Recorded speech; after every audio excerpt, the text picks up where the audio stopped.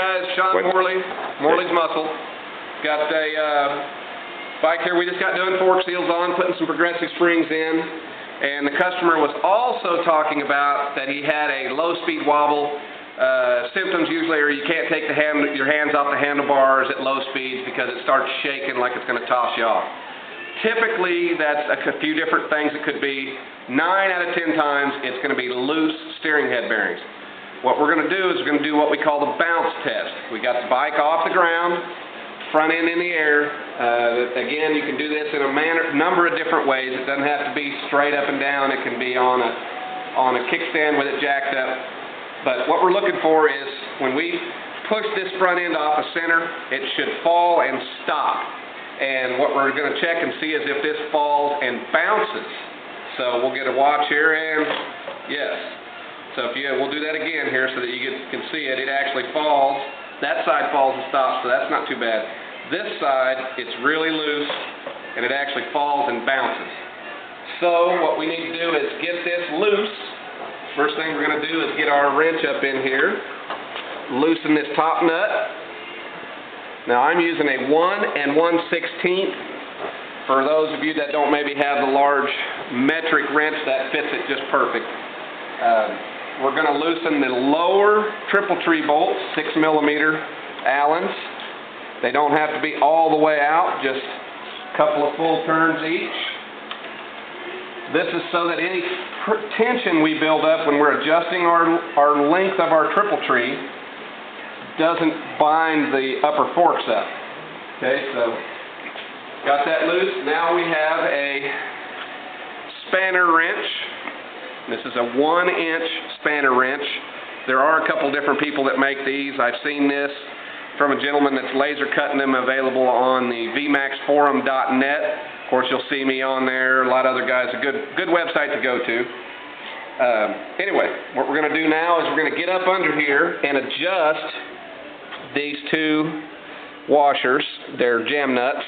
They have a rubber washer in between and a retaining strap. We're not going to try to adjust one at a time. We're going to pull the pair. There's a locking mechanism in there that'll help you do that. Just get a hold of one of them.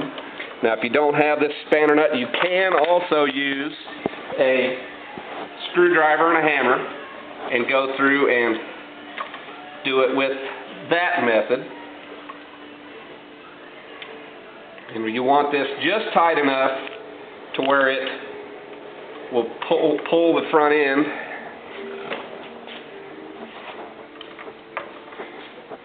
Now, if you get this too tight, what will happen is you'll have a hard time going straight. You'll constantly feel like you need to keep correcting to go straight.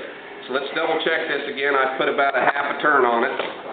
Okay, it's still a little loose, so we're going to get in here, try to see if we can't get a good angle on that so that we can adjust it some more. Sometimes that's the hardest part, is finding which side of the bike we can get this pulled from.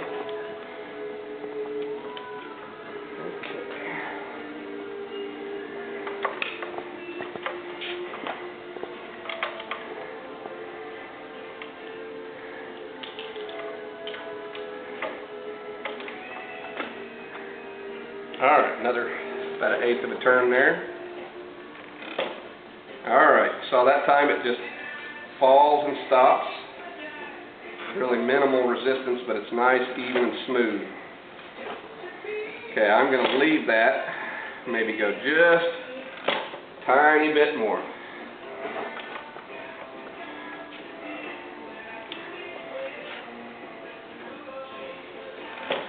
Alright, I think we've got it where we want it.